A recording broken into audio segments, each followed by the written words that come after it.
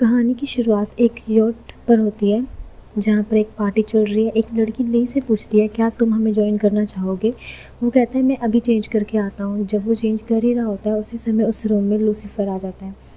ली उसे देखकर हैरान होता है। वो उसे कहता है, मैं शुक्रगुजार हूँ, तुमने बहुत सारा सोना और पैसा दिया था मुझे, पर एक बरसे बाद मुझे कुछ अच्छा मिलने जा रहा है और जब भी तुम मुझसे मिलते हो सब बुरा ही होता है। लूसीफर उसे कहता है, बुरा तो कुछ होने वाला है। लूसीफर उसे बताता है, अभी कोई कमरे में आएगा और उसका खून कर देगा। ली उसकी बातों पर विश्वास नहीं करता और हंसने लगता है। लूसीफर कहता है, ऐसा बहुत बार हो चुका है और अगले 5 मिनट में फिर से होगा। और ऐसा ही होता है। एक आदमी ली को गोली मार देता है और ली मर जाता है। अगले सीन में एलएपीडी एलन क्लोई को बताती है कि इसका नाम ली है और उसका पेशा चोरी, डकैती और ऐसे छोटे मोटे क्राइम करना है और ये इस बोट का मालिक भी है। कातिल ली का एक हाथ भी काट कर अपने साथ ले गया था। मेज एलएपीडी की बाउंटी हंटर है अब और क्लोई की हेल्प करती है केस में। एली लूसीफर के बारे में बात करने लगती है। लूसीफर मुझसे बिना मिले फ्लोरिडा चला गया। मैंने उसे कई बार वीडियोस भी भेजी बट वो कुछ आंसर नहीं करता। ये सब सुनकर क्लोई का मुंह उतर जाता है लूसीफर की बात सुनकर। मेज एलन को कहती है कि उसकी बात मत छेड़े। एलन क्लोई से माफ़ी मांगती है। क्लोई उन्हें काम पर लगने को। इसके बाद क्लोई और मेज क्राइम सीन से लक्स चले जाते हैं, जो पहले लूसीफर संभाला करता था पर आजकल एमेनेडिल संभाल रहा था। एमेनेडिल वहाँ एक लड़के को ड्रग्स बेचते देखता है और उससे अपनी बातों में फंसाता है। आगे उसी यॉट का सीन दिखाते हैं जहाँ ली उससे पूछता है कि मैं सच में मरा भी हूँ या नहीं। लूसीफर बताता है कि ये तुम्हारा खुद का बनाया हुआ हेल लूप है। उसे विश्वास नहीं होता लूसीफर की बातों पर। वो पूछता है कि क्या ये असली का हेल है? लूसीफर उसे कहता है, क्या नकली का भी कुछ होता है? ली लूसीफर से कहता है, मुझे यहाँ से बाहर निकालो। लूसीफर कहता है कि ये तुम्हारा बनाया हुआ हेल लूप है, तुमने खुद को ही इसमें कैद किया है। ली कहता है, अगर मैंने खुद को ही इसमें कैद किया तो मैं खुद ही अपने आप को इससे बाहर निकालता हूँ। ये कहकर वो दरवाजे से बाहर चला जाता है और दोबारा उसी कमरे में खुद को पाता है। वो ये सब देखकर हैरान हो जाता है। वो कहता है, ये सब चल क्या रहा है? लूसीफर उसे बताता है कि ये सब इतना आसान।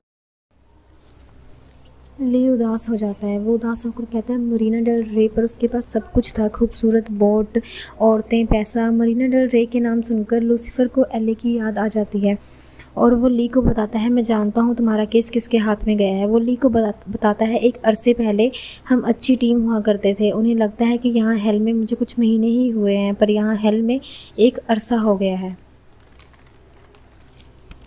लूसीफर ली को कहता है, आज तुम्हारा लकी डे है। मैंने ऐसा काफ़ी समय से नहीं किया है पर पुराने दिनों की खातिर मैं तुम्हारा मर्डर केस सॉल्व करूँगा। अब ली और लूसीफर ली के मर्डर सीन को परफॉर्म करते हैं। जब कातिल गोली चलाता है तो लूसीफर उसे फ्रीज़ कर देता है। ली कहता है, मतलब आसान है, मुझे बस इसका नकाब उठाकर देखना है कि मेरा कातिल कौन है। जब वो नकाब उठाता है तो उसे कातिल का चेहरा नहीं दिखता। उस समय लूसीफर उसे बताता है, क्योंकि तुम्हारी यादों में तुमने कातिल का चेहरा नहीं देखा है इसलिए यहाँ भी तुम्हें कातिल का चेहरा नहीं दिखाई देगा। ये सब इतना आसान है। अब लूसीफर ली से पूछता है, क्या तुम्हें कोई अंदाज़ा है कि तुम्हें कौन मारना चाहता था? सेम यही क्वेश्चन वहाँ क्लोई ली की बहन से पूछती है कि उसे कौन मारना चाहता था। उस समय ली की बहन मैग उसे बताती है कि ली ने बहुत लोगों से उधार ले रखा था और बहुत ज़्यादा उधार लिया हुआ था उसने। क्लोई पूछती है, क्या तुम बता सकती हो कोई उसका हाथ क्यों काटेगा? इसके पीछे क्या मैसेज हो सकता है? उसकी बहन कहती है कि वो बहुत सालों से उससे नहीं मिली, अब तो उसे ऐसा लगता है कि वो उस इंसान को अच्छे से जानती भी नहीं है। उसी समय मेज़ एक आदमी को क्लोई के पास लेकर आती है। वो आदमी क्लोई को बताता है, खबर ये उड़ रही है कि ली को डर्टी डग ने मारा है। क्लोई उससे डर्टी डग के बारे में पूछती है तो उसे बताता है कि एच क्लब में उसका हाई प्रोफाइल पोकर गेम चलता है। वो उसे बताता है कि ली के सर पर बहुत कर्जा था इसलिए डग ने उसे टपका दिया, मैसेज देने के लिए हाथ भी काट दिया। क्लोई पूछती है, मैसेज क्या था? वो कहता है, मुझे नहीं पता पर मुझे मेरा मैसेज मिल गया क्योंकि मैंने बहुत सारा उधार ले रखा है डर्टी डग से और मेरे पास उसे लौटाने के लिए पैसे नहीं है, इसलिए मैं यहाँ से भाग रहा था पर मेज़ ने बीच में आके सारे प्लान पर पानी फेर दिया। मेज़ और क्लोई प्लान बनाते हैं कि वो पोकर गेम खेलने जाएंगे पर वो आदमी उन्हें बताता है कि ये सब इतना आसान नहीं है, तुम्हें इनविटेशन की ज़रूरत होगी, इसके बिना तुम वो गेम नहीं खेल सकते। मेज़ इनविटेशन का इंतज़ाम करती है।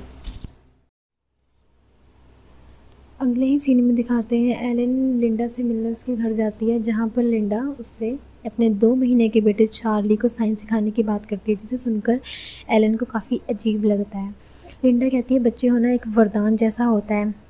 लिंडा एलन को कहती है क्या तुमने कभी बच्चे करने की नहीं सोची? तब एलन बताती है कि हाँ, मुझे अब लगता है कि मुझे एक अच्छे आदमी की ज़रूरत है, पर मैं बैड बॉयज़ से अट्रैक्ट होती रहती हूँ। एमेनेडिल डैन से मिलने एलएपीडी ऑफिस जाता है, जहाँ वो देखता है डैन सेल्फ इम्प्रूवमेंट के फंडे पर बहुत सीरियस होकर काम कर रहा होता है। एमेनेडिल डैन को बताता है मैंने एक बहुत बड़े ड्रग डीलर का भरोसा जीत लिया है, मैं दुनिया को अच्छा बनाना चाहता हूँ, तो उसे पकड़ने के लिए मुझे तुम्हारी मदद चाहिए। दूसरी तरफ लूसीफर और ली की मर्डर केस को सुलझाने में लगे हुए हैं। ली लूसीफर से बताता है कि उसने करीब $7 लाख उधार लिए थे। वो दोनों हेल लूप से उस पार्टी में जाते हैं जब ली ने डर्टी डग से पैसे उधार लिए थे। दूसरी तरफ क्लोई और मेज़ डर्टी डग की पार्टी में जाते हैं। वो दोनों प्लान बनाते हैं कि उन्हें बस हारना है और उधार बढ़ाना है। डर्टी डग उनसे ज़रूर मिलेगा और सब कुछ उनके प्लान के हिसाब से ही होता है। डर्टी डग उनसे मिलने आता है और उन्हें उधार देने की बात करता है। तब मेज़ कहती है हमने सुना है कि अगर उधार ना चुका पाओ तो तुम मार भी देते हो। डर्टी डग उसे कहता है कि अगर पैसे लौटाने की नीयत रखती हो तो दिक्कत नहीं होगी, पर अगर उसकी बजाय योट खरीदोगी तो सर पर गोली तो खानी पड़ेगी। क्लोई डर्टी डग को बताती है कि ली के सर पर नहीं सीने में गोली मारी गई थी। दूसरी तरफ लूसीफर को ली ज़्यादा कुछ बता नहीं पाता डर्टी डग के बारे में, जिससे वो नाराज़ हो जाता है। वो कहता है ये इन्वेस्टिगेशन बस टाइम की बर्बादी है, तुम मेरे पार्टनर हो ही नहीं। दूसरी तरफ क्लोई की बातों से डर्टी डग को शक होता है कि वो कॉप्स हैं। तब क्लोई उसे कहती है अब तुम हमारे साथ चलो और बताओ क्यों तुम ली का कातिल होने का दावा कर रहे हो। उसी समय पार्टी से एक आदमी भागता हुआ बाहर निकलता है। क्लोई और मेज़ उसका पीछा करते हैं, जहाँ वो आदमी कार एक्सीडेंट में मारा जाता है। डेड बॉडी के पास छानबीन करने पर उसके पास से ली का मर्डर वेपन बरामद होता है। उसी समय जब लूसीफर ली से नाराज़ होता है, एक टीमन आती है और वो कहती है वो उसे किसी से मिलवाना चाहती है। वो रोड एक्सीडेंट में मरने वाले इंसान को साथ में लाई होती है। वो इंसान उससे पूछता है कि मैं कहाँ हूँ। उसी समय क्लोई के साथ एक अजीब बात होती है। वो डेड बॉडी के पास छानबीन कर रही होती है, तभी डेड बॉडी उठ जाती है और कहती है मैं एक टीमन हूँ, मुझे लॉर्ड लूसीफर ने भेजा है एक मैसेज देने के लिए। वो उसे बताता है कि वो सेफ़ है वेयर यू स्टोर्ड इट। इसके बाद वो फिर मर जाता है। लूसीफर ली से बताता है डिटेक्टिव तक वो मैसेज पहुंच चुका है जो तुम्हारे कातिल को पकड़ने के लिए ज़रूरी है। ली उसे डिटेक्टिव के बारे में जानना चाहता है, पर लूसीफर कहता है उसे मैं काफ़ी सदियों पहले पीछे छोड़ चुका हूँ। तब ली बताता है मैं भी उन लोगों को काफ़ी पीछे छोड़ चुका हूँ जिनसे मैं बहुत प्यार करता था, और अब शायद उनसे मिलना मेरे लिए नामुमकिन है। वो लूसीफर को अपनी बहन मैग के बारे में बताता है। लूसीफर ली को कहता है कि तुम ये इमोशनल कार्ड मेरे साथ मत खेलो, तुमने बहुत बढ़िया खेला, पर अगर तुम सोचते हो ये सब करके तुम अपनी सज़ा से बच सकते हो तो ये तुम्हारी गलतफहमी है। ली कहता है नहीं, मुझे ऐसा नहीं लगता, मैं तो बस ये सोच रहा था तुम मुझे बहुत सैड डेविल लगे। आगे दिखाते हैं एलएपीडी ऑफिस में एलन, मेज़ और क्लोई रोड एक्सीडेंट में मरने वाले आदमी के बारे में बात कर रही होती हैं। तो वो एक शार्प शूटर था और उसकी गन पर मिलने वाले निशान ली पर चलने वाली बुलेट से मिलते थे, यानी इसी ने ली को मारा था। और मेज बताती है उसकी कार से $20,000 भी मिले थे, जो कॉन्ट्रैक्ट किलर का आजकल रेट चल रहा था। क्लोई मेज और एलन को उस लीड के बारे में बताती है जो उसे डीमन ने दी थी। वो सेफ़ है वेयर यू स्टोर्ड इट। पहले वो ये सब बातें समझ नहीं पाते, फिर एलन उन्हें बताती है ली पकामा की स्टोरेज फैसिलिटी को रेगुलर पेमेंट भेजता था, जिसका नाम यू स्टोर्ड इट है। मेज और क्लोई वहाँ जाते हैं उसका पता लगाने कि वहाँ पर क्या है। वहाँ उन्हें मैग मिलती है और दूसरी तरफ वहाँ हेल में ली और लूसीफर ली के घर जाते हैं। ली बताता है इस दिन मेरी बहन का बेबी शावर था, पर मैं अंदर नहीं गया, मैं उससे 15 सालों से नहीं मिला था। ये वो आखिरी दिन था जब मेरी पूरी फैमिली एक साथ थी। इसके कुछ दिनों बाद मेरी माँ बीमार हो गई और मर गई। उसके कुछ ही दिनों बाद मेरे पिता भी चल बसे। क्लोई मैग से पूछती है तुम यहाँ क्या कर रही हो। तब मैग उससे बताती है इस जगह की इन्फॉर्मेशन उसे ली के क्रेडिट कार्ड रिसिप्ट से पता चली। वो सोचती रही कि ली का हाथ कोई क्यों काटेगा। तब मुझे बायोमेट्रिक सेफ दिखा। वो कहती है शायद अपना सारा पैसा इसी में रखता था और इसे खोलने के लिए उसके हाथ की ज़रूरत थी। मेज़ पूछती है मैग से इसके बारे में और कौन जानता है।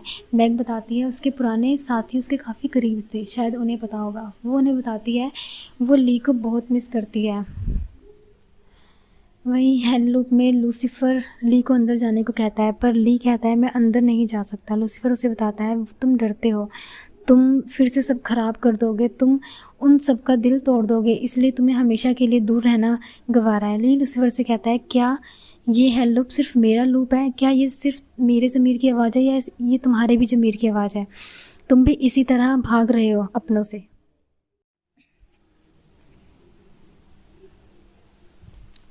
क्लोई मैग को उसके घर छोड़ने जाती है। वहाँ पहले से ही ली के पुराने दोस्त होते हैं और उन्हें धमकाते हैं। उनके बीच झड़प होती है। उसी समय दो डीमंस जाकर डिटेक्टिव खतरे में है के बारे में लूसीफर को बताते हैं। वहीं मैग के घर पर जब गुंडे उन पर गोलियों की बौछार कर रहे होते हैं तभी वहाँ लूसीफर आ जाता है। क्लोई लूसीफर से पूछती है सब ठीक तो है ना, तुम कुछ अलग लग रहे हो। लूसीफर कहता है तुम्हारे लिए कुछ ही महीने हुए हैं पर मेरे लिए हज़ारों साल जैसा था। हेल में वक्त का अलग ही हिसाब होता है। हेल लूप में दिखाते हैं ली लूसीफर को समझा रहा होता है कि उसे डिटेक्टिव की मदद करने जाना चाहिए और लूसीफर मना कर देता है। वो कहता है कि वो अपना ख्याल खुद रख सकती है, मैं वहाँ नहीं जाऊँगा, मुझे जहाँ होना चाहिए मैं वहीं पर हूँ, वो मेरे बिना ही ठीक है। अगले एपिसोड में हम देखेंगे कि अगर लूसीफर हेल लूप में ही था तो डिटेक्टिव के पास कौन था।